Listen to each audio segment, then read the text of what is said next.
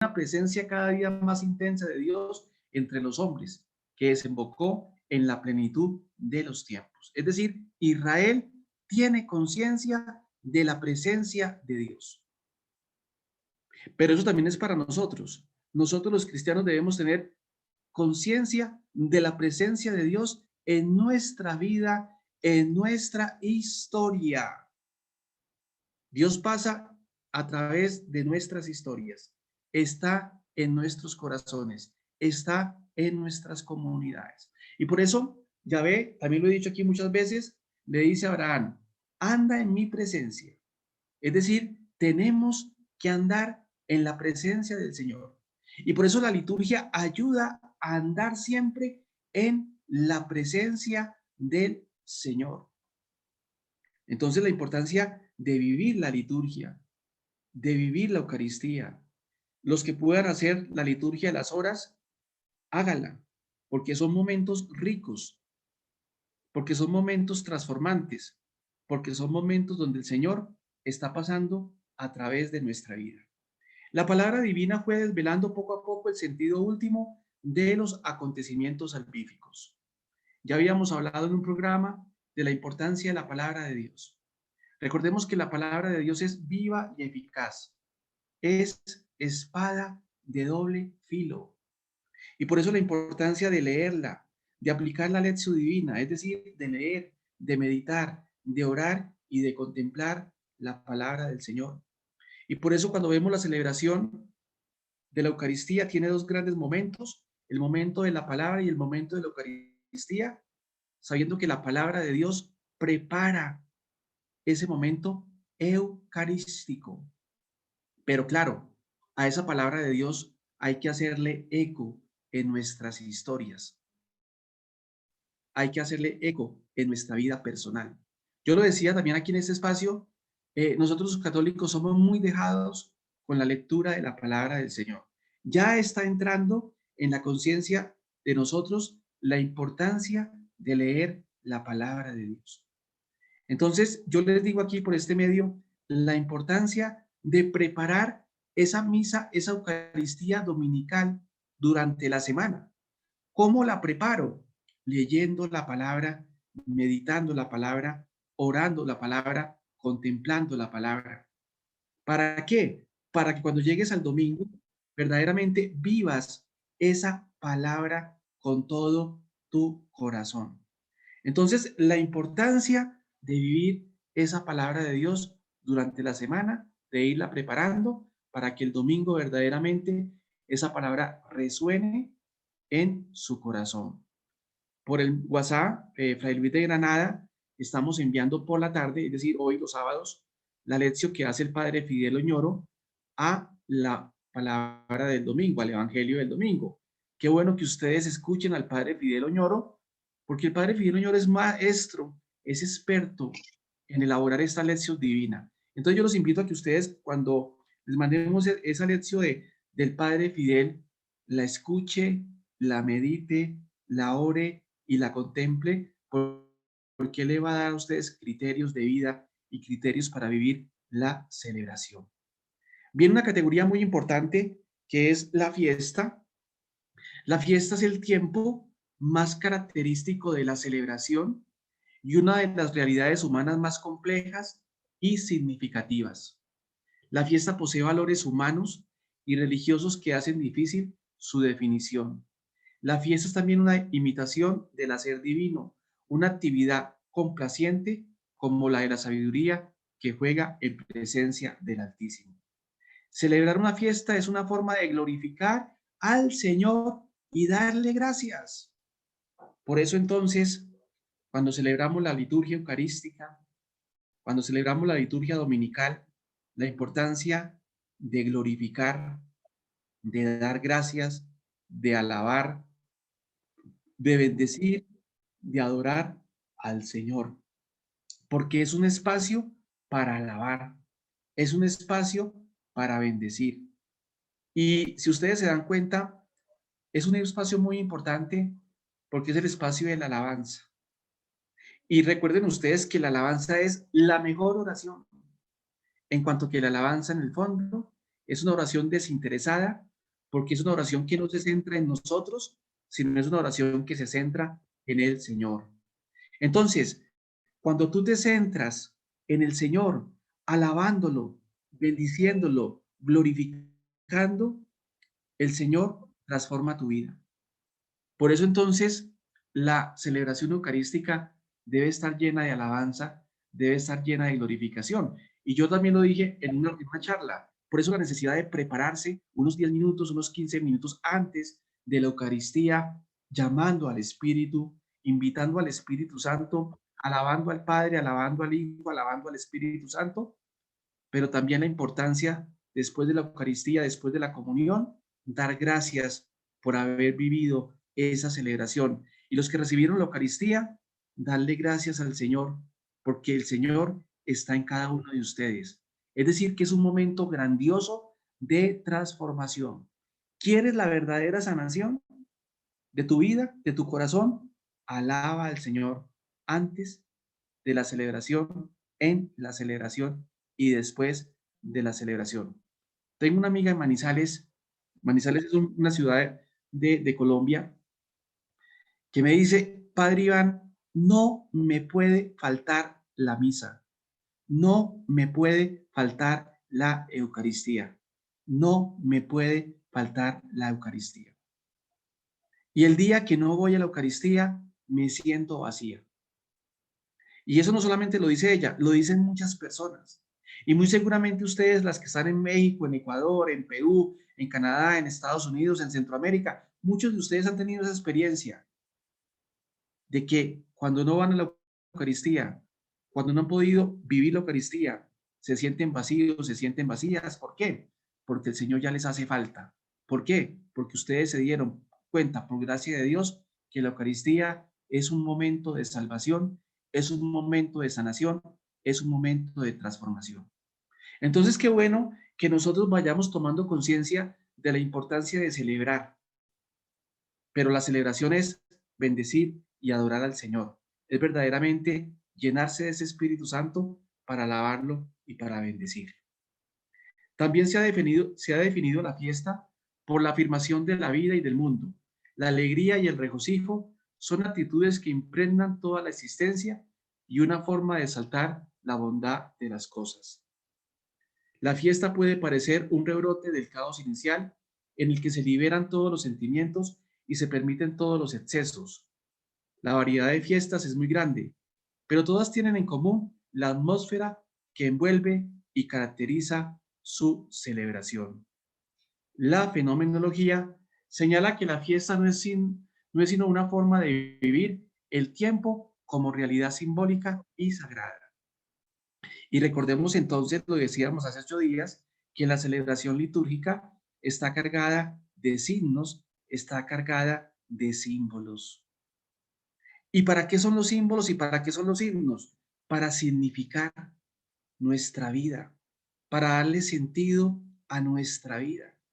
Por eso el Catecismo de la Iglesia en el segundo apartado es muy interesante porque nos muestra la liturgia y la celebración sacramental, porque el hombre no solamente es un animal racional, no es solamente un animal que se relaciona con nosotros o una persona de experiencia, sino sobre todo es una persona que celebra a través de los signos y a través de los símbolos. Cada sociedad necesita celebrar su historia. Y por eso es que en todos nuestros países hay celebraciones patrias, hay celebraciones religiosas. Pero mirando nuestro contexto cristiano católico, nuestra liturgia es un espacio de celebrar la vida y de significar la vida. Las celebraciones litúrgicas son terapias para el espíritu.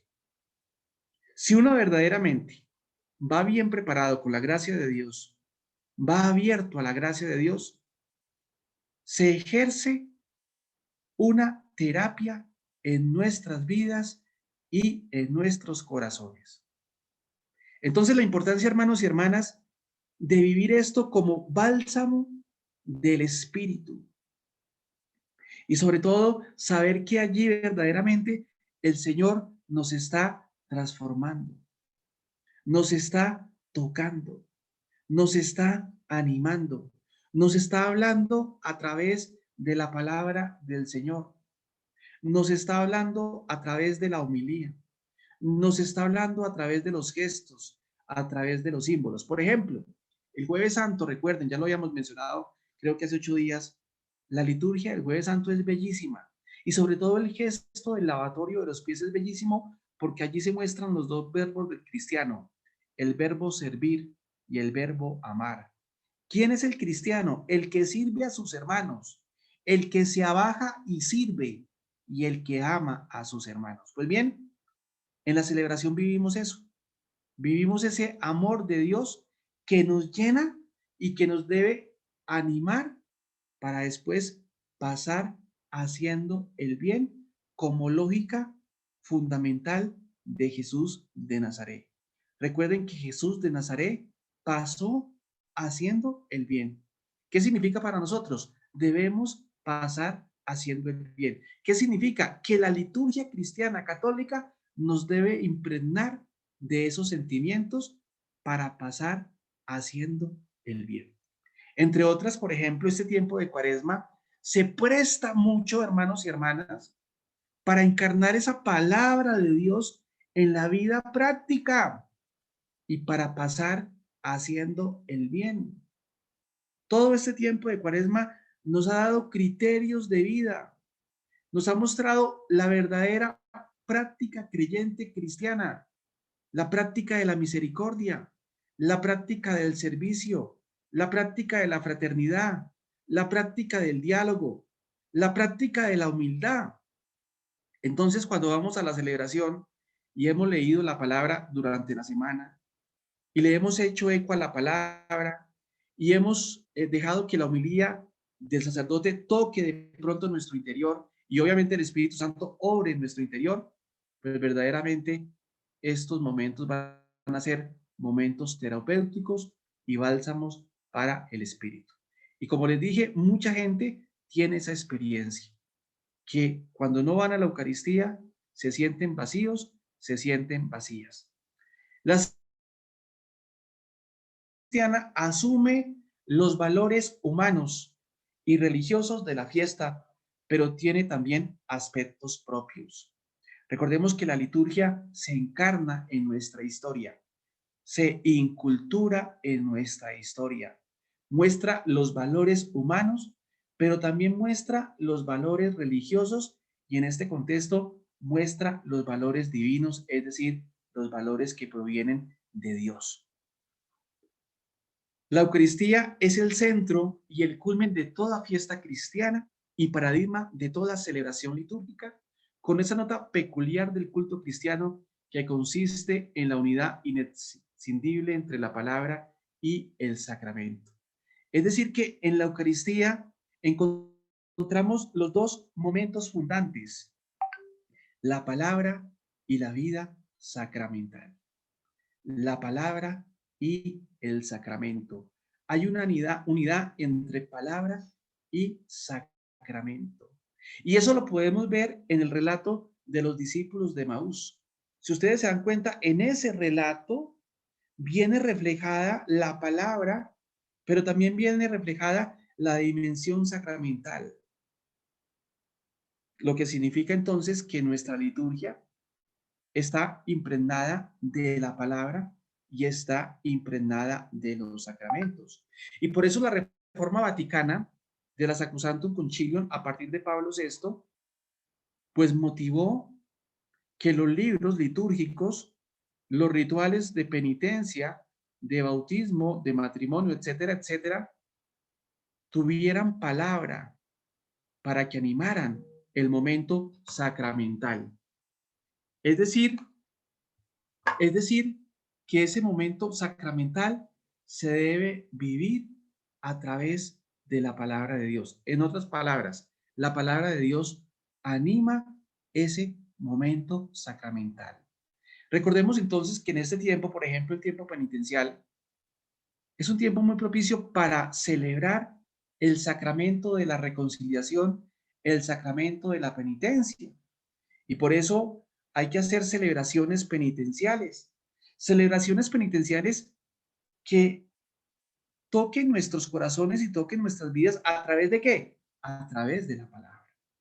Yo he tenido la experiencia de esas celebraciones y mucha gente, cuando hemos hecho estas celebraciones en Colombia, en nuestras parroquias y en nuestras instituciones educativas, ceremonias sacramentales de reconciliación, mucha gente es tocada por la palabra y mucha gente le dice a uno en confesión, le dice, padre, pues yo no me quería confesar, pero escuchando la reflexión, escuchando la palabra que ustedes dijeron, que ustedes leyeron, pues me llegó al corazón y quisiera hablar con usted.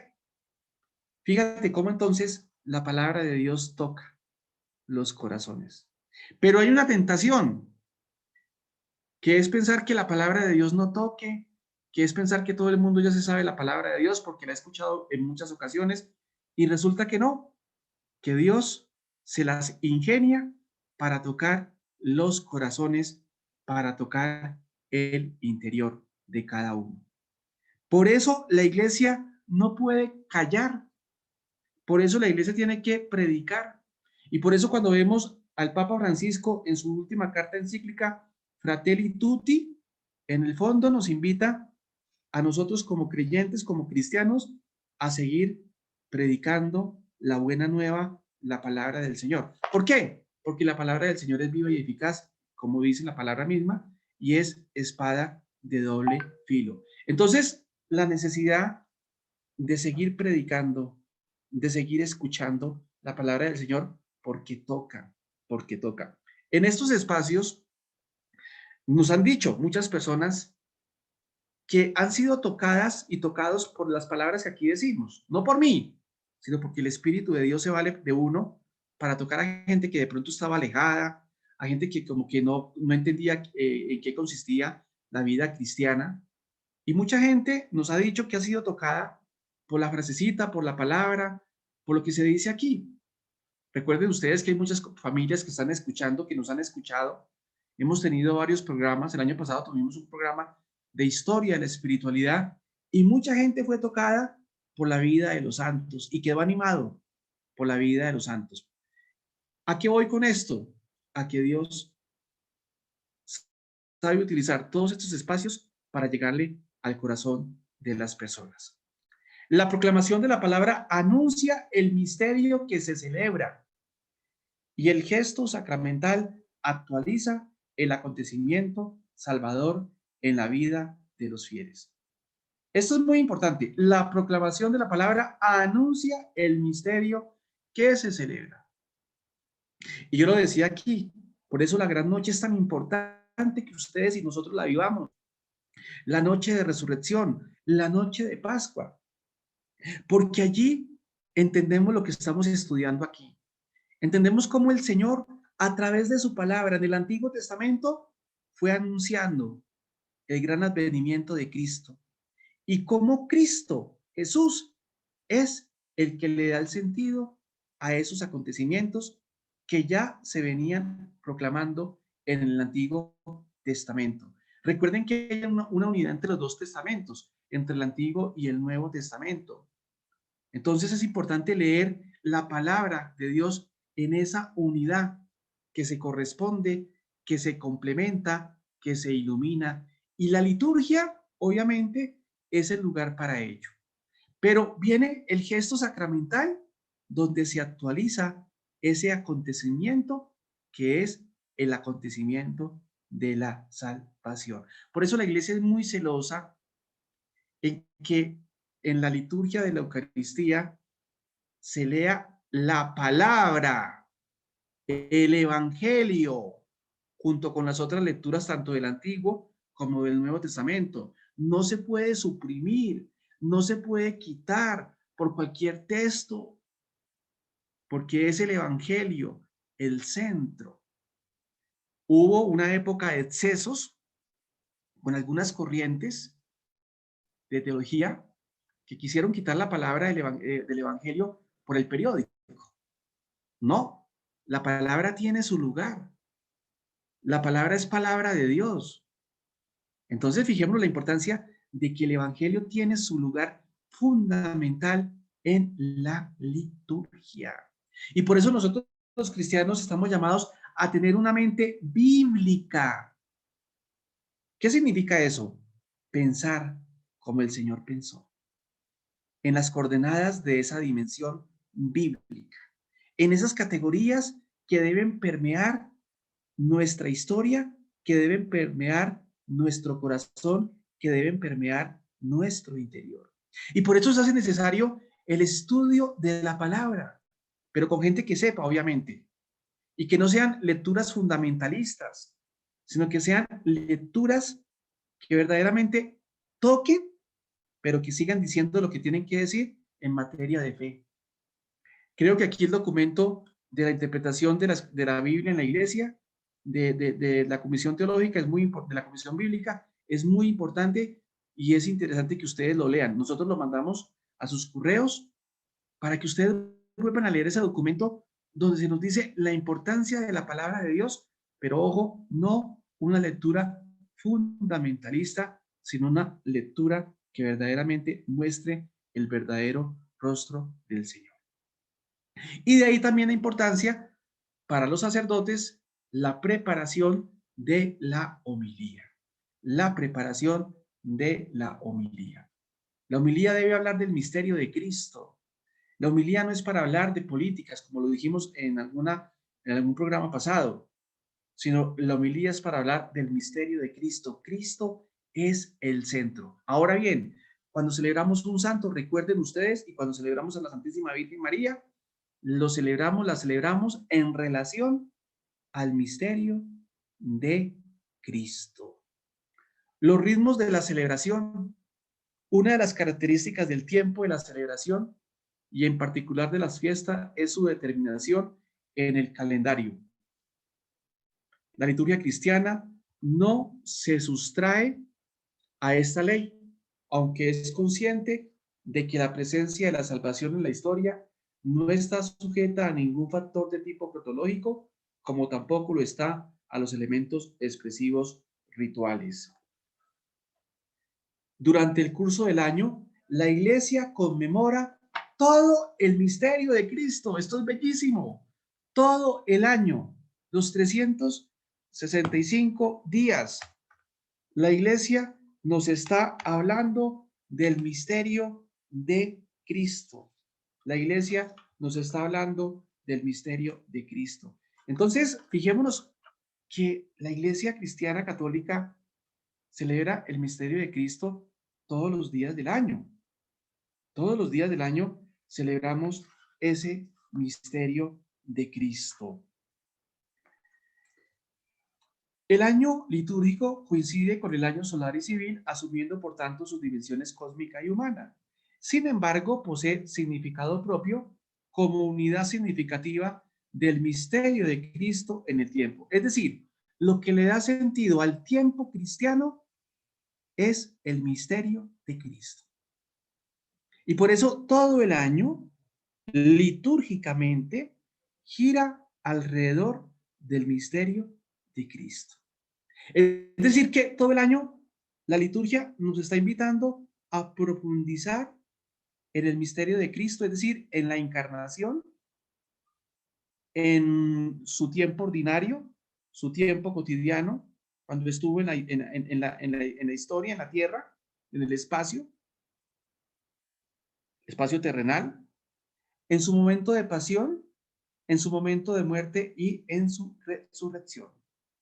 Entonces, esto es necesario que lo tengamos en cuenta. Es todo el año que celebramos el misterio de Cristo.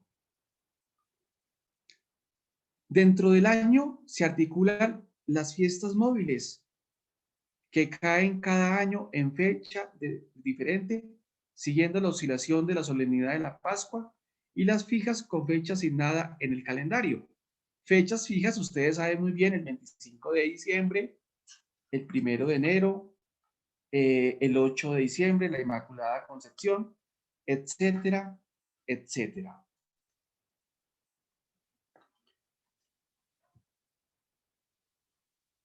El segundo gran ritmo cronológico de la liturgia cristiana es el día. Cada día es santificado por las celebraciones litúrgicas del pueblo de Dios, principalmente por el sacrificio eucarístico y por el oficio divino. Recordemos que está el ritmo anual, que está el ritmo diario, que está el ritmo semanal. Recordemos que en el ritmo anual tenemos los 3 ciclos, el ciclo A, el ciclo B, el ciclo C. Recordemos que el ciclo A va a ser leído desde la perspectiva mateana del Evangelio de Mateo. El ciclo B, el cual estamos viviendo, el Evangelio que nos va a dar la lectura, la perspectiva, es Marcos, y obviamente el ciclo C va a ser el Evangelio de Lucas. ¿Qué significa? Que en esos 3 años, A, B y C, vamos a escuchar los evangelios sinópticos, Mateo, Marcos y Lucas. Y obviamente también en cada año vamos a leer el Evangelio de Juan. Pero lo importante de esto es que la iglesia nos va a ayudar pedagógicamente a profundizar en cada evangelio. Y esto es muy importante para la vida personal y para la vida práctica, y para la vida pastoral y para la vida espiritual. ¿Por qué? Porque si nosotros cada año, por ejemplo este año, cogiéramos el Evangelio de Marcos, como lo propone la liturgia de la iglesia, lo leyéramos, lo meditáramos, oráramos y contempláramos, nosotros aprenderíamos mucho de la lógica de Marcos. ¿Qué quiere decir Marcos? ¿Cuál es el conocimiento de Marcos? ¿Cuál es el mensaje de Marcos? Y el mensaje de Marcos es: Jesucristo es el Hijo de Dios. Empieza con esa afirmación y termina con esa afirmación. Porque en el fondo ese evangelio es una confesión de fe, como todos los evangelios en el fondo muestran que son confesiones de fe. Entonces, la importancia de que usted, allá en su parroquia, allá en su casa, coja el evangelio del año, lo estudie, lo profundice. Hay muy buenos comentarios y comentarios baratos que se pueden adquirir porque son fáciles de adquirir. Y hay muchos sacerdotes muy especializados que nos pueden ir ayudando a comprender el Evangelio. Vuelvo y digo, en nuestro caso colombiano, el padre Fidel Oñoro, que yo sé que muchas personas de fuera de Colombia lo conocen, lo han escuchado. El padre Fidel Oñoro es una persona que sabe muy bien transmitir el mensaje de los evangelios. Hace unas lecciones divinas espectaculares. Qué bueno que ustedes lo escuchen. Yo lo mando todos los sábados por la tarde para que escuche la lección divina del Evangelio del domingo que dicta el padre Oñoro. Entonces, la importancia de vivir el ritmo anual, es decir, el ciclo A, el ciclo B, el ciclo C. El ritmo diario, todos los días hay un evangelio, todos los días hay una lectura, todos los días hay un salmo, todos los días hay una resonancia, es decir, hay una frase que resuena a través del día. ¿Y usted para qué le puede servir esa frase? Para meditar durante todo el día, es decir, rumiar durante todo el día esa frasecita que la liturgia le está sugiriendo que usted coja para que verdaderamente la medite en su corazón y para que verdaderamente usted se deje transformar. Y el ritmo semanal, que son 34 semanas, cada semana, tiempo ordinario, tiene un evangelio, el evangelio dominical, que le va a dar el criterio de lectura a través de la semana.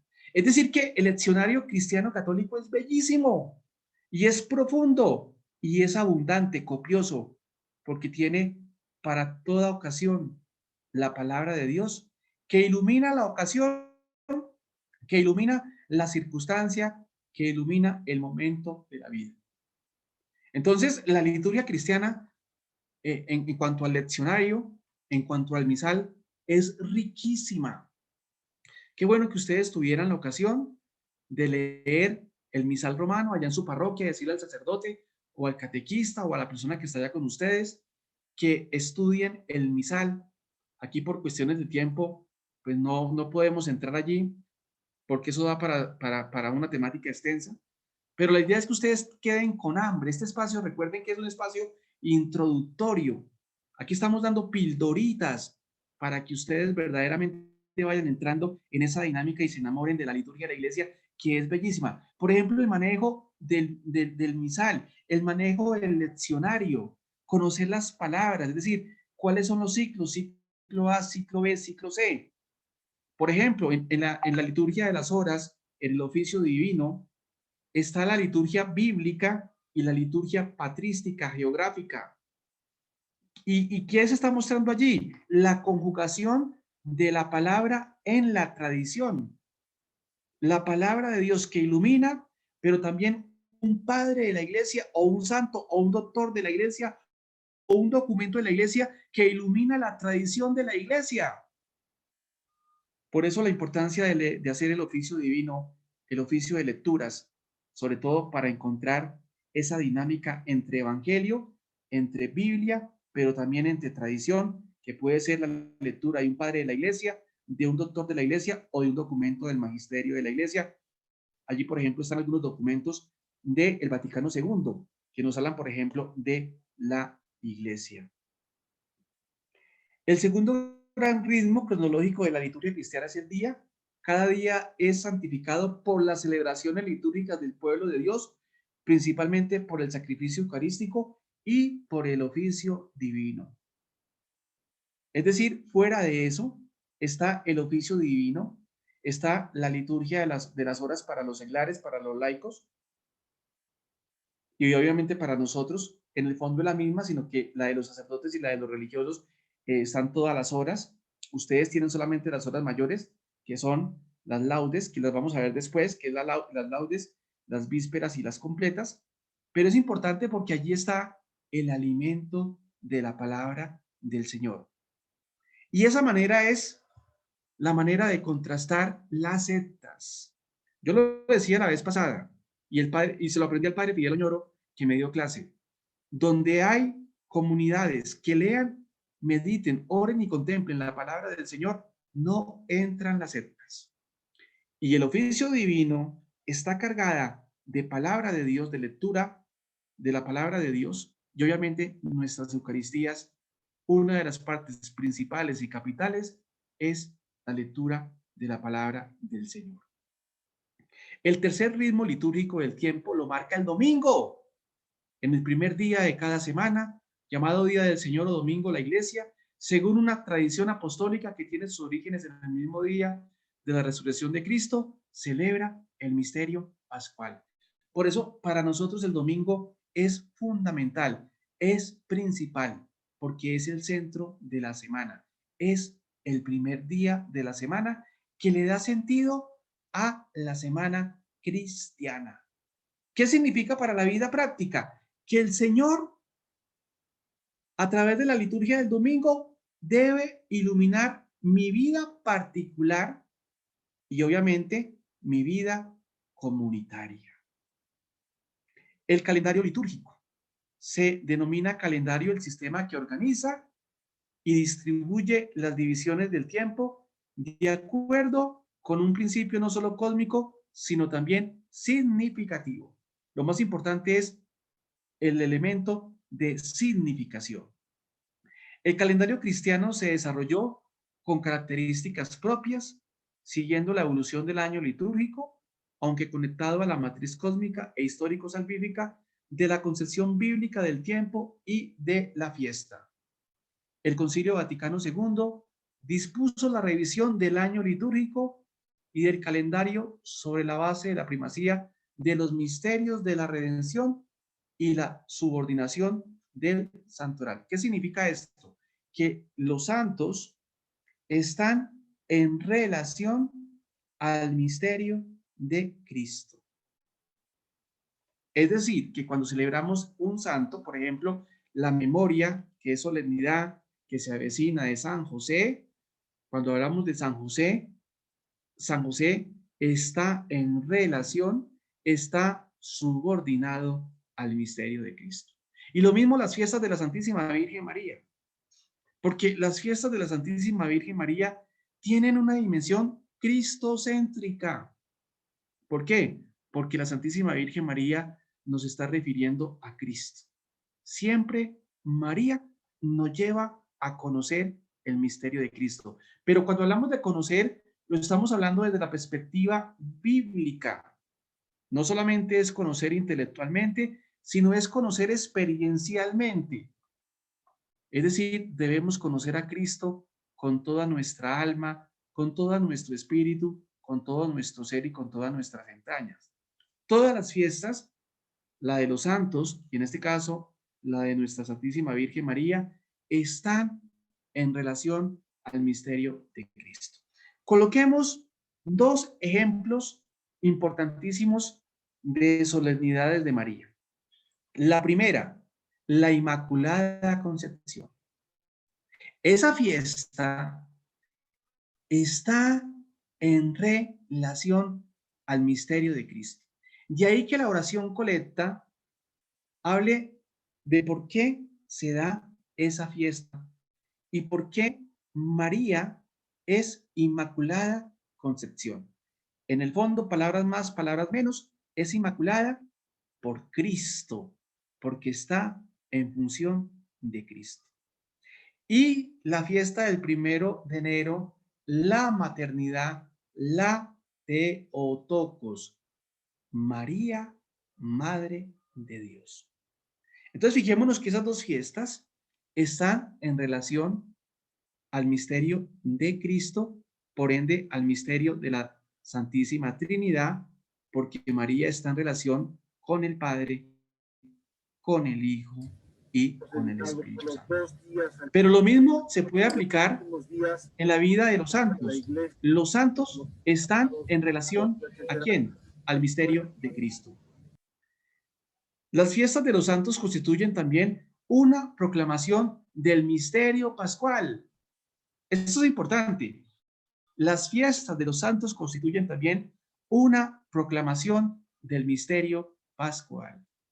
Es decir, el acontecimiento de Cristo ha permeado la vida de estos hombres, la vida de estas mujeres, y por eso han llegado a la santidad y por eso están en contemplación del misterio de Cristo. ¿Por qué? Porque los santos están en contemplación continua. ¿De qué? Del misterio de Dios, del misterio de Cristo. Y por eso los santos son importantes para nosotros, porque son referentes. ¿En qué sentido? En que si ellos pudieron, por la gracia y la fuerza de Dios, también nosotros podemos, por la gracia y por la fuerza de Dios que está en nuestros corazones. Allí resuena la Lumen Gentium.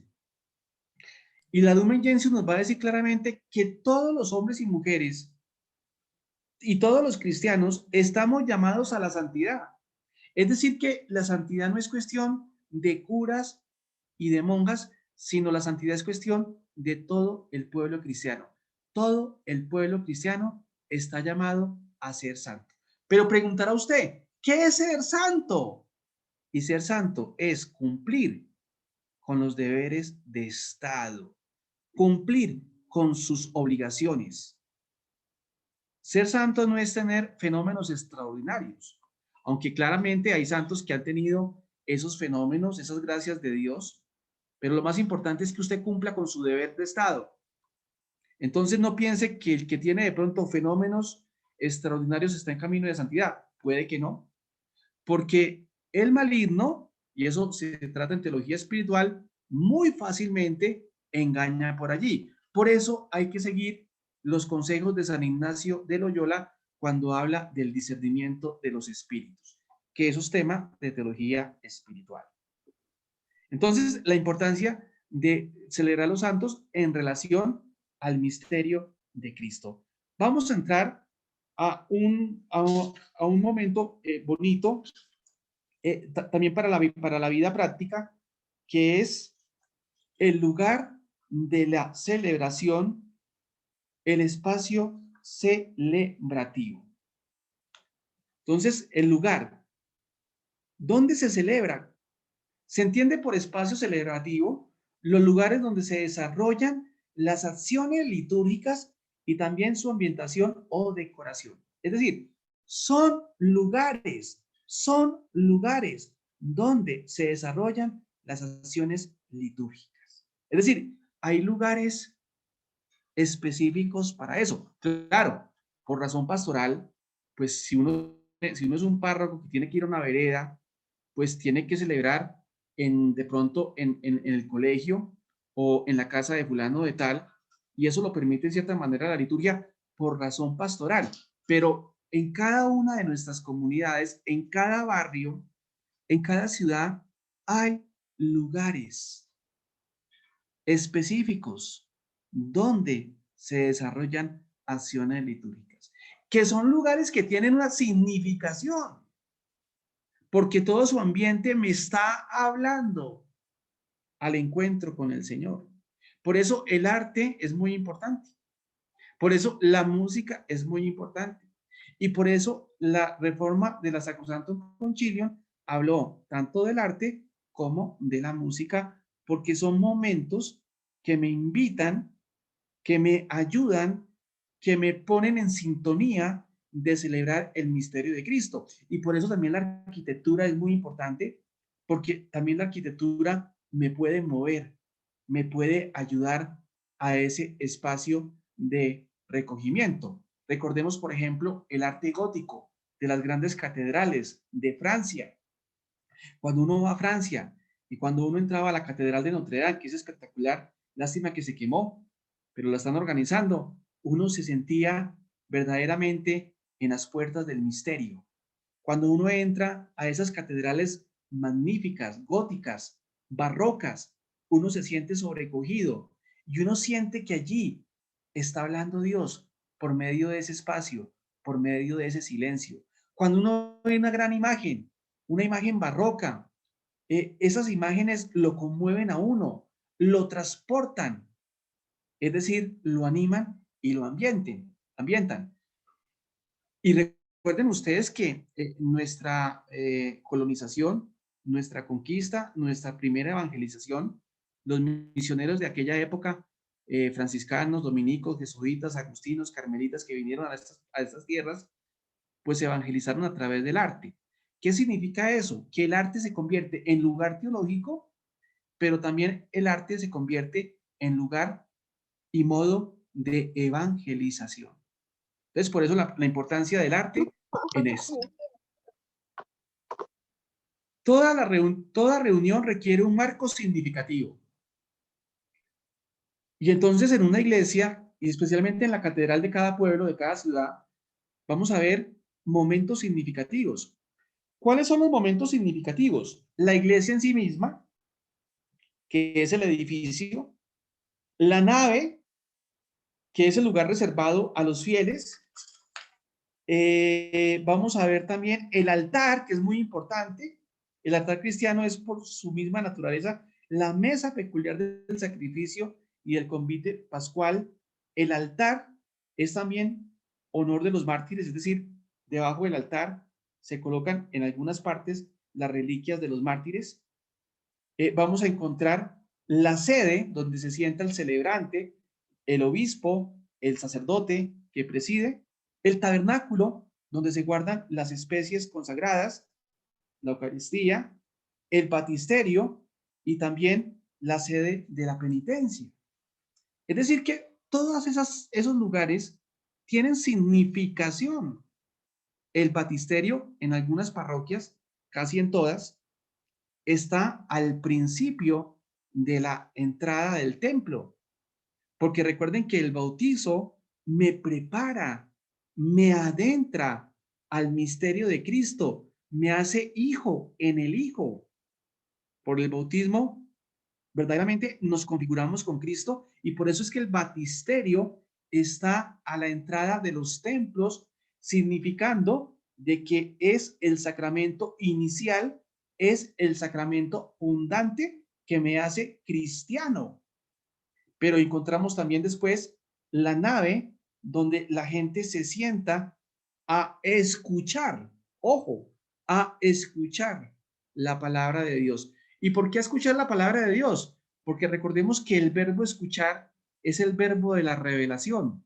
Escucha, Israel, amarás a tu Dios con todo tu corazón, con toda tu alma, con toda tu mente y con todo tu espíritu y con todo tu ser. Es decir, que en la nave nos sentamos, disposición de, en primer lugar, escuchar la palabra. ¿Para qué? Para que la palabra vaya compenetrando nuestro corazón y nos vaya transformando.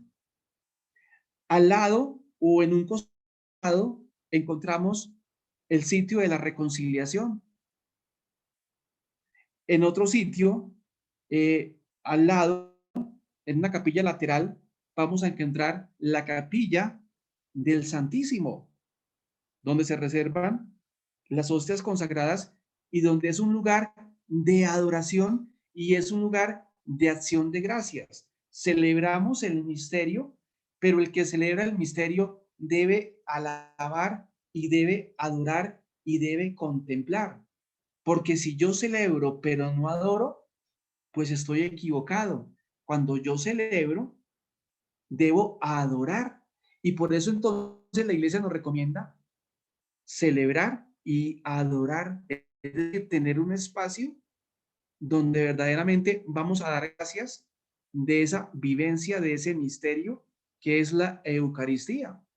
Y vamos a encontrar el presbiterio, que es muy importante, donde está la sede, donde se sienta el que preside en nombre del Padre, del Hijo y del Espíritu Santo. Y vamos a encontrar el ambón, que siguiendo la rúbrica, es decir, la letra roja, debe ser un lugar sólido, que no se mueva fácilmente y que sea el lugar dedicado para leer la palabra de Dios.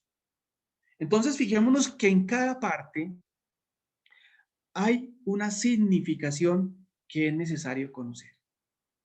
Y eso va a ayudar mucho a que verdaderamente nosotros nos vayamos disponiendo a esa vivencia del misterio. Por eso las iglesias, los templos, pues deben tener digámoslo así, su característica que invite al recogimiento. Claro, yo sé que por razones de economía, que hay parroquias muy pobres, de pronto no pueden hacer un espacio como uno quisiera, por lo menos es un espacio digno donde puede celebrar la Eucaristía, pero sí es bueno que nosotros, los que contribuimos a esas parroquias, tratemos de que esas parroquias tengan lugares significativos para que verdaderamente atraigan también a la gente. Recordemos que hay un trascendental muy importante. ¿Cuáles son los trascendentales? La belleza, la bondad y la verdad. ¿Qué significa eso? Que todos los seres somos buenos, bellos y verdaderos. ¿Y qué significa eso? Que en cuanto a lo que estamos diciendo, que la belleza, y eso lo dice el Papa Benedicto XVI, es una manera de evangelizar. Recuerden que estamos en la cultura de la imagen.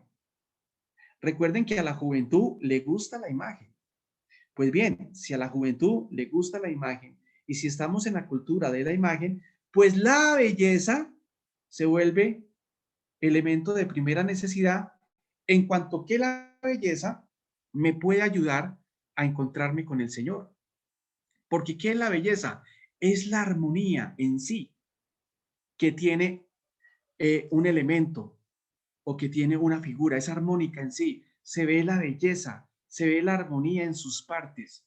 Y esa armonía en el fondo está resonando el corazón, en mi corazón, y está evocando cosas que me pueden llevar a través del encuentro. Cuando uno va a Roma, a la catedral, a la Sistina, a la capilla Sistina, usted con solamente entrar, usted ya queda abismado, ya queda maravillado. Y así me imagino en todas las iglesias, catedrales, por ejemplo, de México, por ejemplo, de Ecuador, hay catedrales bellísimas, de Perú, de Argentina, de todos nuestros países hay catedrales, iglesias hermosísimas que con solo entrar uno queda ya tocado, uno queda impactado. Y Dios se vale de eso para tocar a muchas personas. Hay un adorador eucarístico que es Cohen o Cohen, que se hizo carmelita, él se convirtió en una tarde de adoración porque lo impactó el Santísimo Sacramento del altar, es decir, la Eucaristía expuesta, pero le impactó la atmósfera del lugar y el silencio que respiraba. Y otro que tuvo una experiencia muy parecida fue Rafael, el hermano Rafael Arnau, que iba a las catedrales de España, a las iglesias de España, se sentaba en adoración y ese momento de sentarse en adoración, en ese espacio sagrado, lo conmovían y lo tocaban. Y eso le ha pasado a mucha gente.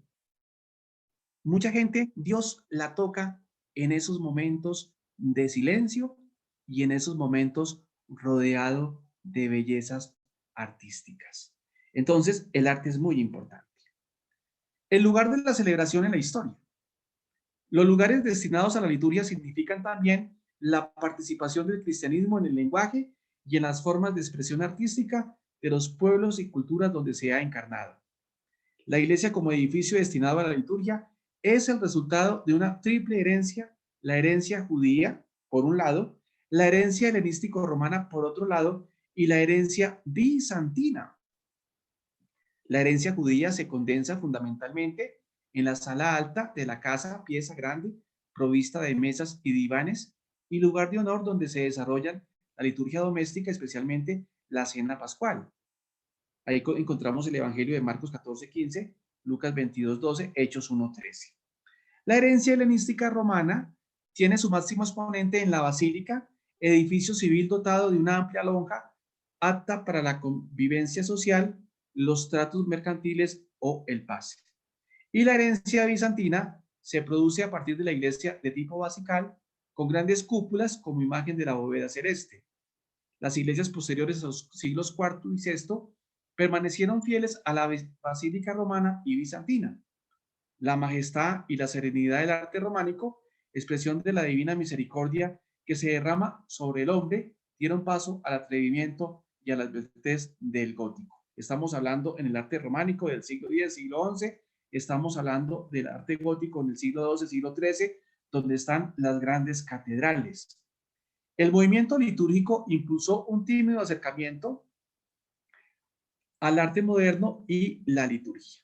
Pero hoy, en estos momentos, pues el arte tiene mucha relevancia y en teología se ha dicho que el arte se puede constituir en lugar teológico. Así como la liturgia es lugar teológico, pues el arte también se puede convertir en lugar teológico, es decir, en lugar donde podamos hablar de Dios de una manera racional, pero ojo, apoyado en los fundamentos de la fe. Ahora bien, el arte al servicio de la liturgia.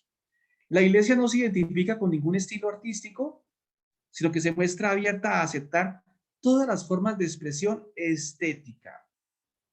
Es decir, no nos casamos con algún estilo, con el estilo gótico, con el estilo románico, con el estilo posmoderno, sino todos los estilos, pues la iglesia los acoge. Las obras verdaderamente artísticas facilitan al hombre el acceso a los niveles más profundos del misterio. Y esto es muy importante.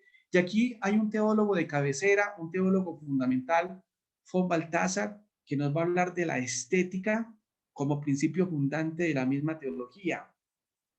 Es decir, que a través de la belleza Dios nos va a hablar y nos sigue hablando y el misterio verdaderamente se nos revela a través de lo bello. El Papa Benedicto XVI va a tener muy en cuenta esta categoría de belleza. Y claro, lo tiene muy en cuenta porque obviamente, pues él tuvo que leer la obra de von Balthasar, la estética, y recordemos que los alemanes y los teólogos alemanes son muy propensos a la belleza y al arte, cómo el arte toca las fibras del corazón. Es decir, que es bueno leer los documentos del Papa Benedicto cuando habla del arte. Está saliendo la obra del Papa Benedicto en varios volúmenes. Ya hay obras donde él muestra la importancia de la belleza, porque recordemos que el Papa Benedicto es un amante de la liturgia. es un gran conocedor de la liturgia. Y en la liturgia es un amante del arte sacro y es un amante de la música sagrada. La intención de la iglesia, ojo con esto, es facilitar el encuentro del hombre con Dios dentro de un ámbito de dignidad y belleza como expresión de la infinita hermosura de Dios y signo de las realidades que se celebran en la liturgia. Es decir, la iglesia quiere facilitar el encuentro. Y recordemos que la palabra encuentro es muy importante, porque la revelación en el fondo es un encuentro con el Señor. Es Dios que toma la iniciativa y que sale al encuentro de nosotros. Es decir, que todo lo que propicie ese encuentro con Dios es válido. Y por eso la iglesia quiere facilitar ese encuentro a través de la belleza, a través del arte, a través de la música. De esto, hoy en día hay mucha literatura. Por internet pueden encontrar varios PDFs sobre esto. Las personas que quieran me pueden llamar por el interno y yo les mando PDFs que hablen de lo que estamos hablando. ¿Qué es ese tema? Desde el punto de vista de la comunicación en el interior de la asamblea que celebra, la arquitectura debe hacer posible la constitución de la asamblea. Mire esto, la arquitectura debe hacer posible la constitución de la asamblea. Es decir, el lugar debe propiciar que se constituya la asamblea, que la asamblea esté reunida. Y debe también asumir que la asamblea tenga una participación activa y la percepción clara de la palabra proclamada o cantada, la visibilidad de los gestos y de los ritos, la cercanía de la presidencia litúrgica y la moderación y animación de la asamblea y el ejercicio diferenciado de los ministerios y oficios litúrgicos. Esto es muy importante. Es decir, el espacio arquitectónico debe favorecer la asamblea litúrgica, debe favorecer la participación activa, la percepción clara de la palabra del Señor y sobre todo que todo esté en armonía. Desde el punto de vista de la relación con Dios, los lugares litúrgicos deben tener estas cualidades: validez para conjugar la acción y la contemplación, expresividad simbólica y referencia a lo trascendente, sencillez, nobleza y verdad en los materiales, en la decoración y en la ambientación. Desde el punto de vista de la distribución del espacio, se debe tener en cuenta la ordenación mutua de los distintos lugares en el interior de la iglesia, la jerarquización de la imagen de Cristo, de la Santísima Virgen y de los santos, la disposición armoniosa de la cruz, los candelabros, las flores y los demás objetos que se necesitan. Entonces, la importancia de esa jerarquización, el crucifijo, la imagen de la Virgen y obviamente los santos respectivos. Insignias, vestidos y objetos litúrgicos. Las insignias y los vestidos de los ministros contribuyen también a la ambientación del espacio celebrativo. Entonces ya lo sabemos, Cuaresma, el color es morado. Morado significa, la significación es un signo de preparación, un signo penitencial. En el verde, tiempo de esperanza, es el color del tiempo ordinario. Estamos en la espera, estamos viviendo la esperanza del Señor. El blanco, estamos en una solemnidad, estamos en una gran fiesta, casi siempre es una solemnidad. Estamos celebrando el misterio de Cristo, estamos configurados con Cristo. El rojo, el martirio, la sangre. Siempre que celebramos un mártir, siempre que celebramos el martirio de alguno de estos, el color es rojo. Entonces, la importancia de estos colores que tienen una significación para la vivencia del misterio cristiano. Y las imágenes que para nosotros los católicos son importantes, pero que tenemos que saberlas leer y entender. Las imágenes no son solamente son objetos litúrgicos y vinculados al lugar de la celebración, sino que algunas están integradas en la misma acción litúrgica, como ocurre sobre todo con la cruz en la liturgia romana o con los iconos en algunas liturgias orientales, sobre todo el icono de la Teotocos, que es la Madre de Dios. La exposición de las imágenes a la veneración de los fieles se apoya en la doctrina del Concilio Segundo de Nicea, 787, que establece la distinción entre venerar y adorar, como consecuencia de la fe en el misterio de la encarnación. Al único que quede claro, porque a veces hay confusión, que se adora es a Dios Padre, a Dios Hijo y a Dios Espíritu Santo. A los santos y a la Virgen obviamente se venera. Entonces, importante esto para no caer en confusiones. Veneramos, es decir, recordamos con respeto la imagen de la Santísima Virgen María, la imagen de un santo que nos inspira a vivir como Cristo, pero adoramos a Cristo, al Padre y al Espíritu Santo. La representación de Cristo en forma humana es el reconocimiento de que el Verbo de Dios se ha encarnado realmente y no en apariencia. Y entramos ya a la tercera parte y vamos a empezar hoy con la primera parte de la tercera parte, que es la Eucaristía, que son los signos del misterio. Cuando hablamos de signos del misterio nos referimos a tres cosas: a la Eucaristía, al resto de sacramentos y a los sacramentales. Entonces, en este espacio, en esta tercera parte, en primer lugar vamos a ver la Eucaristía como sacramento de plenitud y vamos a ver los sacramentos y obviamente vamos a ver los sacramentales.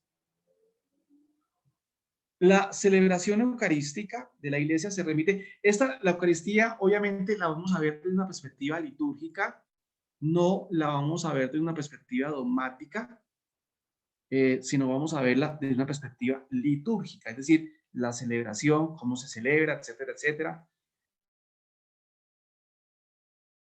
Algunos elementos de la celebración eucarística, cuando hablábamos de la plegaria.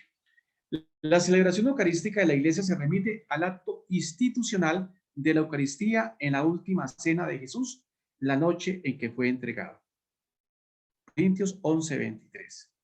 La forma primitiva de la celebración eucarística constituye todavía una cuestión no resuelta, a pesar de los numerosos estudios que se le han dedicado. El problema radica no solo en la falta de fuentes, sino también en la metodología que se ha venido empleando. Muy cercana al Nuevo Testamento, la Didache, recordemos que es un documento de los padres apostólicos de origen sirio, se refiere a la Eucaristía en el capítulo 9, 10 y 14. Junto a este testimonio hay que mencionar las referencias de San Ignacio de Antioquía a la celebración eucarística presidida por el obispo, acompañado de su presbiterio, como expresión de la unidad de la iglesia. La misa de la Basílica, siglo IV, siglo VII, al formarse las liturgias locales, ya habíamos hablado de las liturgias locales, recordemos las liturgias de Oriente, recordemos las liturgias de Occidente, con el comienzo de la creatividad eucológica y la organización del año litúrgico, la Eucaristía adoptó la estructura que caracteriza su celebración tanto en Oriente como en Occidente. Al final del siglo V ya se designaba con el nombre de misa. La celebración eucarística del Oriente se formó bajo la dirección primero de Antioquía y más tarde de Constantinopla. La divina liturgia comienza propiamente con la pequeña entrada de los ministros y del evangeliario. Hagan ustedes memoria cuando entramos a la Eucaristía, recordemos las Eucaristías solemnes, especialmente las Eucaristías dominicales, entran los ciriales, el evangeliario y entran los ministros, entramos en procesión. Recuerden ustedes allá en sus iglesias, en sus templos, esto que estábamos diciendo, para que ustedes vayan captando la significación de estos ritos y de estos gestos. ¿Por qué entramos?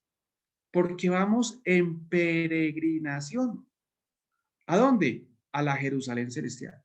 Entonces, el hecho de entrar, el hecho de caminar, en el fondo nos está diciendo que somos seres pasajeros,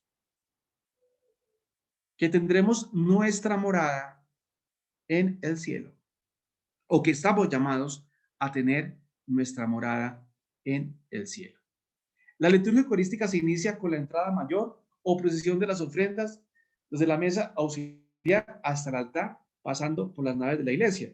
Entonces, cuando ya se acaba la liturgia de la palabra, viene la liturgia eucarística y también en muchas partes se hace la pequeña procesión con las ofrendas, con el pan y con el vino. Evolución posterior. La estructura básica de la misa en la liturgia romana quedó fijada en el siglo VII, curiosamente bajo la forma de la celebración pontifical, es decir, de los obispos, de manera que subsistió incluso a partir del siglo IX, en la misa llamada privada o la ida, es decir, sin canto y realizada por el sacerdote a todas o con el pueblo en absoluto silencio. Yo en el material de apoyo para esta semana mandé todo lo referente a la celebración de la liturgia. Mandé el documento de la iglesia, donde está el misal romano, la explicación del misal romano, es decir, todos los pasos de la misa para que ustedes allá en su casa lo lean. Ahí está parte por parte especificada, qué significa la entrada, qué significa la oración, el ofertorio, la oración de ofertorio, la oración colecta, la oración de poscomunión, la plegaria litúrgica, la palabra de Dios, qué implica la homilía. Todo está paso por paso especificado para que ustedes, la lean en la casa. Es importante que lean eso porque ese documento va a explicar paso por paso. Aquí sería muy engorroso por el tiempo, pero la idea es que usted allá en su casa, con estas ideas que estamos dando, usted vaya entendiendo el orden lógico, la lógica de la Eucaristía y el sentido de las partes. La misa comienza reunido el pueblo con el canto de entrada. Recordemos que el canto siempre me anima, el canto me prepara, el canto me pone en sintonía de la vivencia del misterio. Y ya se acercan los momentos fuertes de la Semana Santa. Recordemos, por ejemplo, la ceremonia del Jueves Santo, cantos de alegría, la ceremonia del viernes, cantos también de melancolía, de tristeza, de confusión, que invitan al recogimiento, que invitan a la meditación de la pasión y muerte de Cristo, pero también nos vamos a encontrar con los cantos de la gran noche, esa entrada que es espectacular, luz de Cristo. Recordemos, ¿por qué es luz de Cristo? Porque Cristo ha traído la luz al mundo. Es importante conocer todo eso porque eso nos ayuda a comprender el sentido de la celebración y los cantos de la misma celebración. Por eso hay que saber escoger bien los cantos, porque pues en un momento de Viernes Santo, pues no podemos hacer un canto, qué sé yo, un canto con otro mensaje, sino tiene que ser un canto que esté en referencia al misterio de la pasión, al misterio de la muerte de Cristo. Lo mismo un canto de Pentecostés, es un canto alusivo al Espíritu Santo, a la efusión del Espíritu. Entonces, fijémonos la necesidad de la escogencia de los cantos, por eso con los sacerdotes del lugar, con los ministros, con los consagrados, etcétera, etcétera, preparen los cantos, escojan los cantos, mirando lo que está para determinado momento. Ahora por YouTube vienen los cantos de Cuaresma, vienen los cantos de Adviento, vienen los cantos de Epifanía, vienen los cantos de Navidad, vienen los cantos de Pascua, vienen los cantos de Jueves Santo, vienen los cantos de Viernes Santo. Es decir, es fácil, pero de todas maneras hay que mirarlos primero, escucharlos, a ver si el mensaje está coincidiendo con la fiesta que se está viviendo. La finalidad de todos estos ritos es hacer que los fieles reunidos constituyan una comunidad y se dispongan a oír como conviene la palabra de Dios y a celebrar dignamente la Eucaristía. Es decir, hay dos verbos, el verbo escuchar, el verbo oír y el verbo celebrar. Escuchamos y celebramos. Escuchamos la palabra y celebramos el acontecimiento de Cristo. Revalorizada como corresponde, contribuye decisivamente a poner de manifiesto la conexión íntima entre la palabra y el sacramento y entre la doble mesa del pan de la vida. Es decir, la palabra y el sacramento. Y hay una unidad entre la palabra y el sacramento.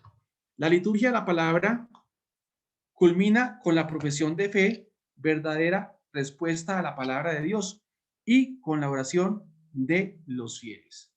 La segunda parte de la misa se remite a los gestos y palabras de Jesús en la última cena. La plegaria eucarística, centro y culmen de toda celebración, es una oración de acción de gracias y de santificación. La posibilidad de la elección de las plegarias y de los prefacios responde a la conveniencia de que aparezcan los distintos aspectos del misterio de salvación y se tengan en cuenta las circunstancias de la celebración de la asamblea. Cuando miramos el misal, por eso es bueno que ustedes conozcan el misal, nos vamos a encontrar con varias plegarias. Las plegarias primera, segunda, o sea, la primera es el canon romano, la segunda, la tercera, la cuarta, la plegaria de la reconciliación, y hay más plegarias que van a dar el motivo, por qué se está celebrando, cuál es la intención, y los prefacios, que también son muy importantes, porque los prefacios nos muestran también la historia de la salvación de una manera resumida y nos muestran algún aspecto que se le quiera hacer énfasis. Entonces, por ejemplo, el prefacio de la Eucaristía, pues tiene que ver con todo el aspecto eucarístico. El prefacio de la solemnidad de Pentecostés, pues tiene que ver con la importancia del Espíritu Santo en la iglesia. El prefacio de la Santísima Trinidad. Todas las solemnidades tienen prefacios propios. Y las fiestas también.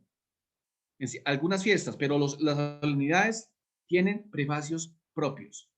Entonces, fijémonos la riqueza de todos esos prefacios, de todas esas plegarias que los que estudian liturgia ya de una manera más profunda, pues ellos estudian la composición de los prefacios, la composición de las plegarias, la teología subyacente a cada prefacio, porque es que los prefacios en el fondo muestran la teología de la iglesia.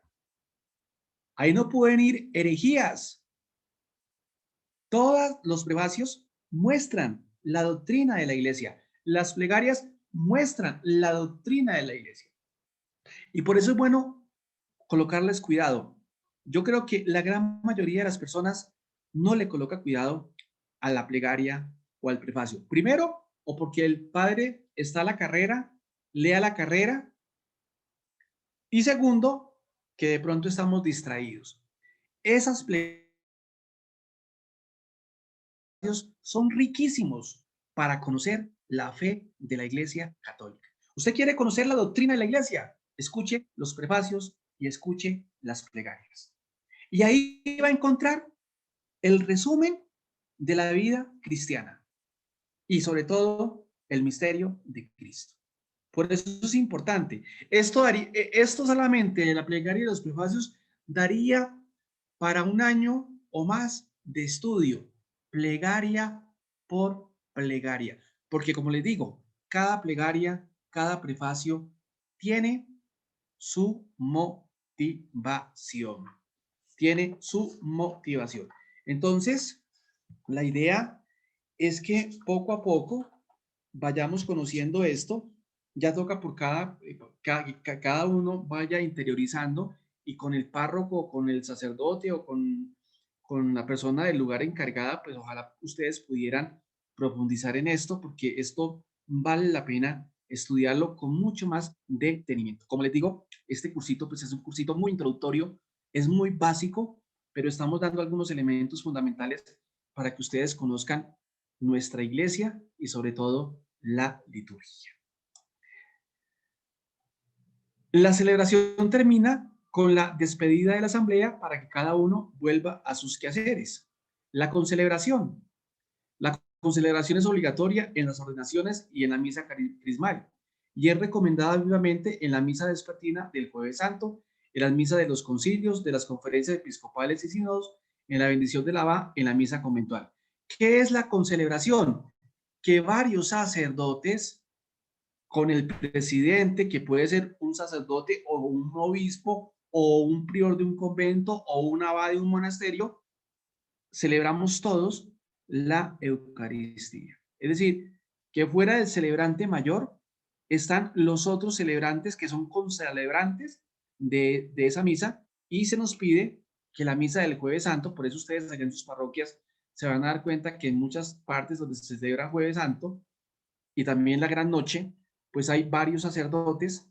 En las conferencias episcopales hay varios obispos y sacerdotes. En los sínodos hay varios obispos y sacerdotes. En la misa conventual estamos toda la comunidad en pleno celebrando el misterio. Entonces, la importancia de la concelebración. ¿Por qué? Porque la concelebración manifiesta la comunión de la iglesia, manifiesta la fraternidad, manifiesta la misma comunidad, que debemos vivir en comunidad y que no debemos ser islas, sino que debemos estar en relación. Y viene un aspecto muy importante que para mí es fundamental, que en algunas ámbitos, pues esto pasa desapercibido o es criticado o dicen que eso está mandado a recoger, que eso no, que es el culto eucarístico, es decir, la adoración de Jesús en la Eucaristía. Creo que este aspecto es fundamental para nuestra vida de oración. El culto del misterio eucarístico es un aspecto esencial del culto cristiano. La misa es ya expresión de la fe en la presencia eucarística del Señor. No obstante, la adoración de esta presencia se prolonga más allá de la celebración por medio de una serie de actos litúrgicos y piadosos consagrados por la tradición, tales como la exposición y la bendición con el Santísimo Sacramento, las procesiones eucarísticas, los congresos y la oración personal ante el tabernáculo. Es decir, la iglesia no es cuestión del sacerdote de la parroquia, sino la iglesia en su saber y entender adora a Jesús Eucaristía. Y vuelvo a leerlo porque quiero enfatizar en aspectos. No obstante, la duración de esta presencia se prolonga más allá de la celebración por medio de una serie de actos litúrgicos y piadosos consagrados por la tradición. Y allí hay que escuchar al Padre Benedicto, el Papa Benedicto. El que celebra debe adorar. Está en la obligación de adorar a Jesús Eucaristía. Tales como la exposición, oiga, exposición y la bendición con el Santísimo Sacramento. Las procesiones eucarísticas, como el Corpus Christi. Los congresos y obviamente la oración personal ante el tabernáculo. Lo tengo por experiencia. Los templos, las iglesias, las comunidades que han colocado la adoración eucarística en sus comunidades, en sus parroquias, son parroquias florecidas. Son parroquias florecidas, son parroquias bendecidas. Creo que los hermanos de México pueden dar razón de lo que estoy diciendo. Los que están allá en México saben muy bien por experiencia que en las capillas de adoración han traído mucho beneficio para las comunidades. Y el Papa Juan Pablo II, San Juan Pablo II nos invitaba. El Papa San Juan Pablo II fue uno de los grandes animadores de la adoración eucarística junto con el Papa Benedicto XVI. Y recordemos que el Espíritu Santo habla a través de esos papas. Es decir, no lo está diciendo cualquier persona, lo está diciendo nada menos y nada más que el Papa. El Papa, cuando llegó, el Papa Juan Pablo II colocó una capilla de adoración allá en Roma y promovió la adoración eucarística. Y lo mismo el Papa Benedicto XVI. Y hermanos y hermanas, y yo les digo, esto es muy importante para nuestra vida de oración. Sacarle un tiempo para adorar a Jesús Eucaristía.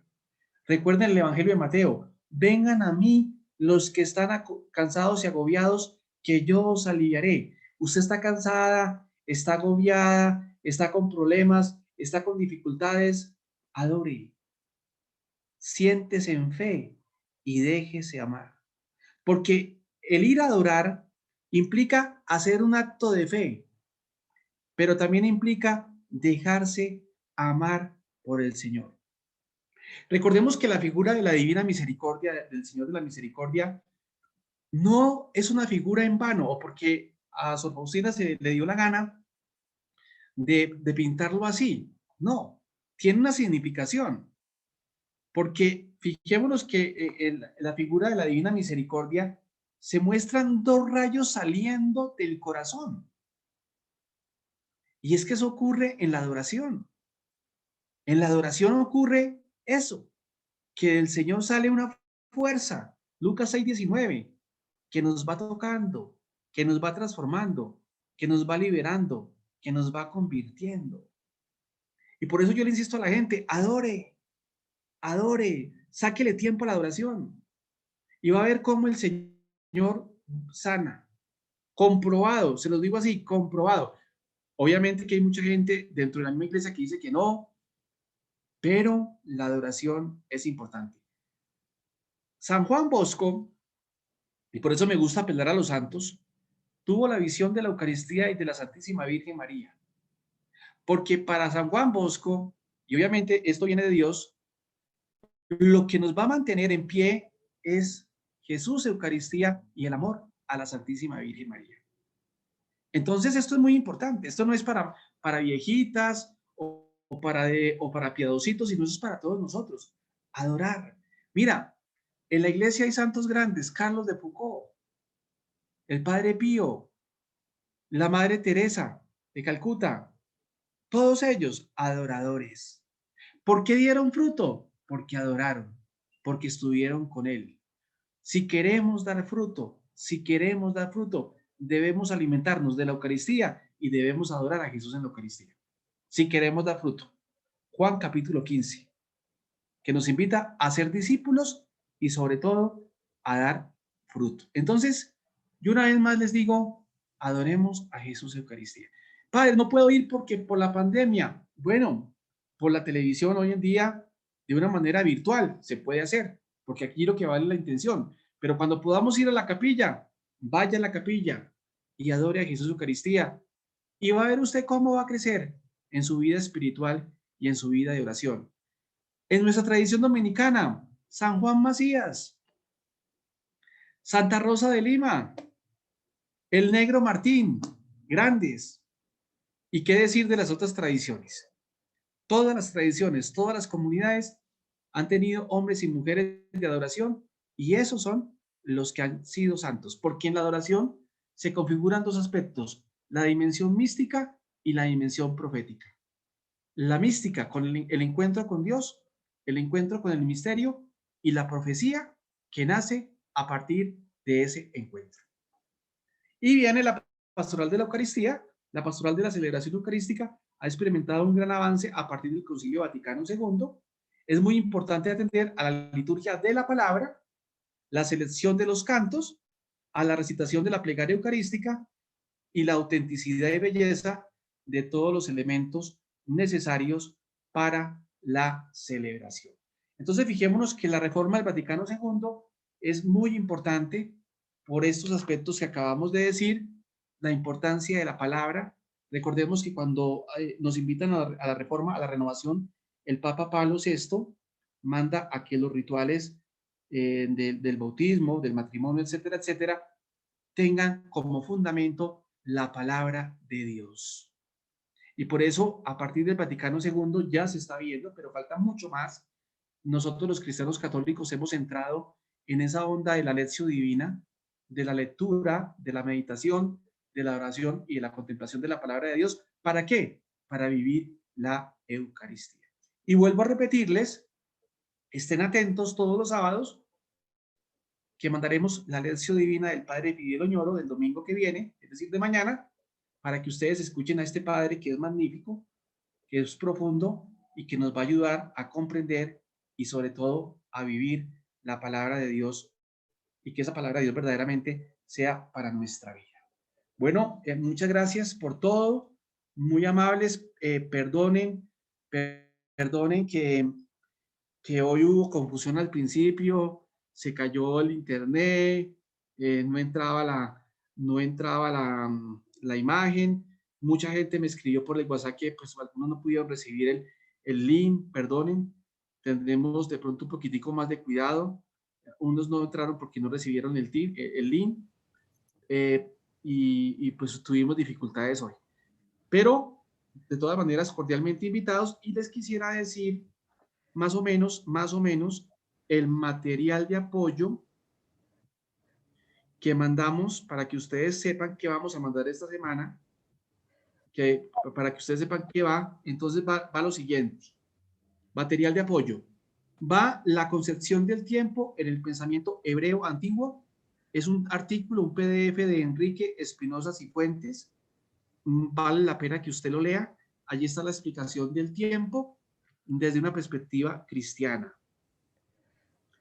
Va otro PDF, la ciencia, religión y teología en la arquitectura y en el arte sagrado, que es interesante leerlo, cómo se relaciona la teología con la arquitectura y con el arte sagrado. Es un artículo de Ana María Margarita, Susana Villalonga, Mercedes Palacio y Liliana Martínez. Son 4 mujeres. Ellas van a escribir este artículo, Ciencia, Religión y Teología en la arquitectura y en el arte sagrado. Las palabras clave son ciencia, teología, religión, arquitectura y arte. Viene lo que les dije, la Eucaristía de la Misa, la instrucción general del misal romano. Instrucción general del misal romano. Allí está el primer capítulo, la importancia y dignidad de la celebración eucarística. El segundo capítulo acerca de la estructura de la misa, sus elementos y sus partes. Viene el tercer capítulo, oficios y ministerios en la celebración de la misa. La cuarta, diversas formas de celebrar la misa. Padre. Viene la quinta, disposición ordinaria de la iglesia. Y la sexta, las cosas que se necesitan para la celebración de la misa. Entonces, les mandamos eso, instrucción general del misal romano, para que ustedes lo lean, porque allí se especifica todo lo que acabamos de decir de una manera muy superficial, obviamente, muy simple, pero ustedes saben que por razón de tiempo, pues uno tiene que extenderse, tiene que avanzar. Por eso es que mandamos material de apoyo. Mandamos también un libro que se llama Comentarios a la Biblia Litúrgica. Se los mandamos, es decir, están todos los comentarios del año, de los textos, hermanos y hermanas. Esto es importante. Están los comentarios del texto desde una perspectiva litúrgica. Entonces ahí se los mandamos para que usted lo descargue y tenga todo allí. Mandamos también un diccionario de liturgia. Por ejemplo, esta es la palabra adaptación, adviento, liturgia ambrosiana, animación, año litúrgico, antropología cultural, arquitectura, arte, asamblea sin presbítero. Está la parte del bautismo, la bendición, Biblia litúrgica, etcétera, etcétera. Están las voces más importantes de la liturgia para que usted lo descargue y también allí profundice más en esta temática. Mandamos también un libro de la historia de la liturgia de Mario Righetti.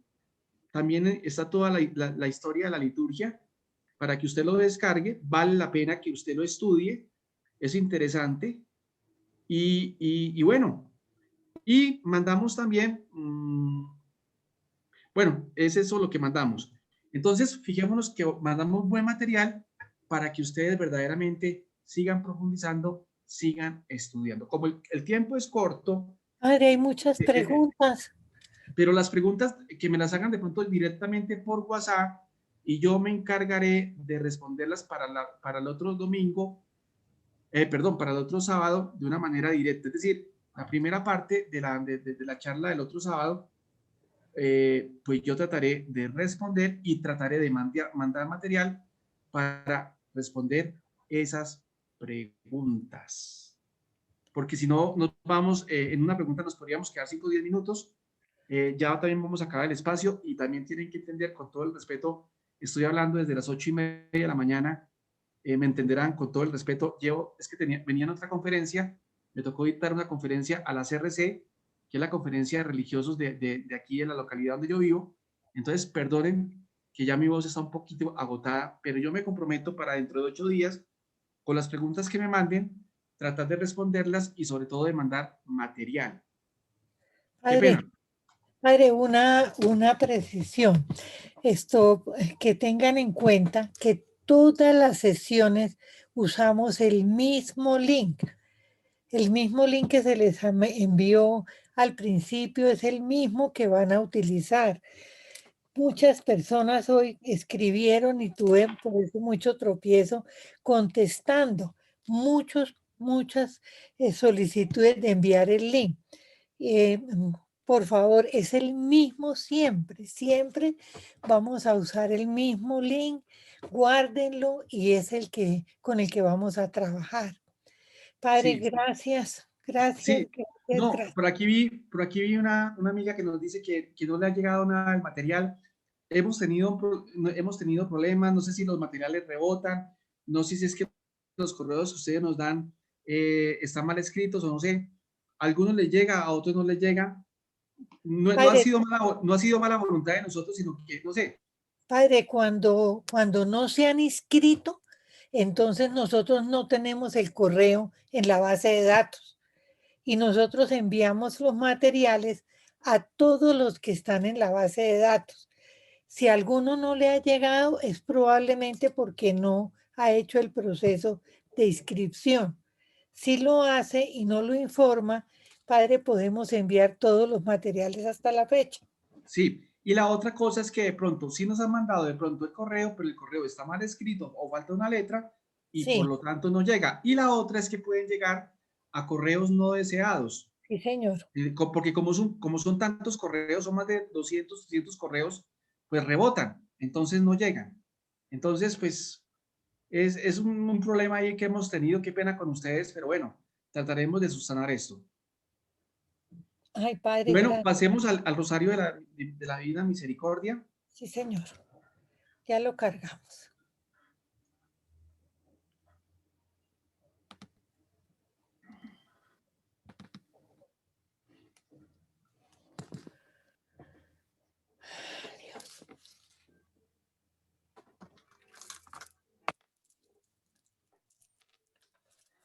En el nombre del Padre, del Hijo, del Espíritu Santo. Amén. Padre nuestro que estás en el cielo, santificado sea tu nombre. Venga a nosotros tu reino, hágase tu voluntad, así en la tierra como en el cielo. Danos Danos hoy hoy nuestro nuestro pan de cada día, perdona nuestras ofensas, como también nosotros perdonamos a los que nos ofenden. No nos dejes caer en tentación y líbranos del mal. Amén. Dios te salve María, llena eres de gracia, el Señor es contigo, bendita tú eres entre todas las mujeres, y bendito el fruto de tu vientre Jesús. Santa María, Madre de Dios, ruega por nosotros pecadores, ahora y en la hora de nuestra muerte. Amén. Gloria al Padre, al Hijo y al Espíritu Santo, como era en un principio, ahora y siempre, por los siglos de los siglos. Amén. Creo en Dios Padre Todopoderoso, Creador del cielo y de la tierra. Creo en Jesucristo, su único Hijo, nuestro Señor, que fue concebido por obra y gracia del Espíritu Santo, nació de Santa María siempre Virgen, padeció bajo el poder de Poncio Pilato, fue crucificado, muerto y sepultado, descendió a los infiernos, al tercer día resucitó entre los muertos, subió a los cielos y está sentado a la derecha de Dios Padre Todopoderoso. Desde allí ha venido a juzgar a vivos y muertos. Creo en el Espíritu Santo, la Santa Iglesia Católica, la comunión de los santos, el perdón de los pecados, la resurrección de la carne y la vida eterna. Amén. Amén. Padre eterno, te ofrezco el cuerpo y la sangre, el alma y la divinidad de tu amadísimo Hijo, nuestro Señor Jesucristo, en propiciación de nuestros pecados y los del mundo entero. Por su dolorosa pasión, ten misericordia de nosotros y del mundo entero. Por su dolorosa pasión, ten misericordia de nosotros y del mundo entero. Por su dolorosa pasión, ten misericordia de nosotros y del mundo entero. Por su dolorosa pasión, ten misericordia de nosotros y del mundo entero. Por su dolorosa pasión, ten misericordia de nosotros y del mundo entero. Por su dolorosa pasión, ten misericordia de nosotros y del mundo entero. Por su dolorosa pasión, ten misericordia de nosotros y del mundo entero. Por su dolorosa pasión, ten misericordia de nosotros y del mundo entero. Por su dolorosa pasión, ten misericordia de nosotros y del mundo entero. Por su dolorosa pasión, ten misericordia de nosotros y del mundo entero. Padre eterno, te ofrezco el cuerpo y la sangre, el alma y la divinidad de tu amadísimo Hijo, nuestro Señor Jesucristo, en propiciación de nuestros pecados y los del mundo entero. Por su dolorosa pasión, ten misericordia de nosotros y del mundo entero. Por su dolorosa pasión, ten misericordia de nosotros y del mundo entero. Por su dolorosa pasión, ten misericordia de nosotros y del mundo entero. Por su dolorosa pasión, ten misericordia de nosotros y del mundo entero. Por su dolorosa pasión, ten misericordia de nosotros y del mundo entero. Por su dolorosa pasión, ten misericordia de nosotros y del mundo entero. Por su dolorosa pasión, ten misericordia de nosotros y del mundo entero. Por su dolorosa pasión, ten misericordia de nosotros y del mundo entero. Por su dolorosa pasión, ten misericordia de nosotros y del mundo entero. Por su dolorosa pasión, ten misericordia de nosotros y del mundo entero.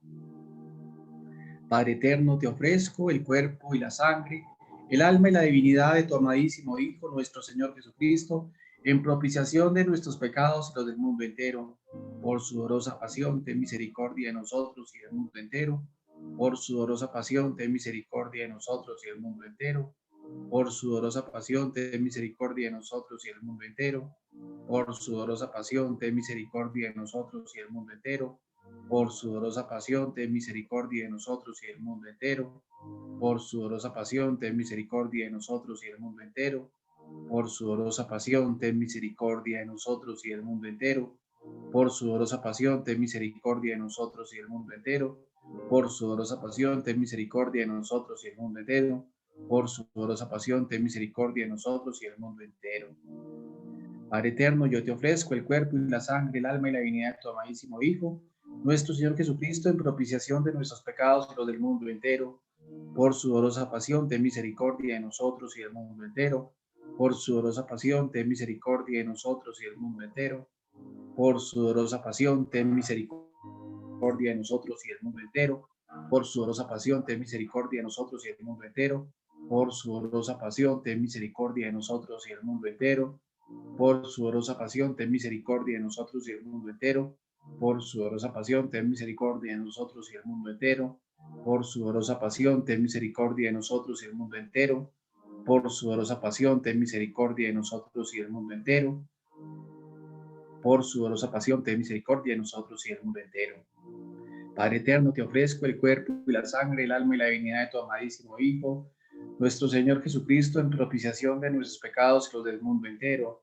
Por su dolorosa pasión, ten misericordia de nosotros y del mundo entero. Por su dolorosa pasión, ten misericordia de nosotros y del mundo entero. Por su dolorosa pasión, ten misericordia de nosotros y del mundo entero. Por su dolorosa pasión, ten misericordia de nosotros y del mundo entero. Por su dolorosa pasión, ten misericordia de nosotros y del mundo entero. Por su dolorosa pasión, ten misericordia de nosotros y del mundo entero. Por su dolorosa pasión, ten misericordia de nosotros y del mundo entero. Por su dolorosa pasión, ten misericordia de nosotros y del mundo entero. Por su dolorosa pasión, ten misericordia de nosotros y del mundo entero. Por su dolorosa pasión, ten misericordia de nosotros y del mundo entero. Santo Dios, Santo fuerte, Santo inmortal, ten misericordia de nosotros y del mundo entero. Santo Dios, Santo fuerte, Santo inmortal, ten misericordia de nosotros y del mundo entero. Santo Dios, Santo fuerte, Santo inmortal, ten misericordia de nosotros y del mundo entero. Oh sangre y agua que brotaran del corazón de Jesús, como una fuente de misericordia para nosotros, Jesús, en ti confío. Oh sangre y agua que brotaron del corazón de Jesús, como una fuente de misericordia para nosotros, Jesús, en ti confío. Oh sangre y agua que brotaron del corazón de Jesús, como una fuente de misericordia para nosotros, Jesús, en ti confío. Dios de la misericordia y del perdón, ten compasión de nosotros. Tú eres el agua viva que santifica, lava, limpia y purifica. Llenados de ti, destruye nuestra maldad con tu pureza, fortalece nuestra debilidad con tu gracia, transfórmanos con tu poder. Tú no puedes transformarnos sin nuestra voluntad, no por falta de poder, sino por exceso de misericordia.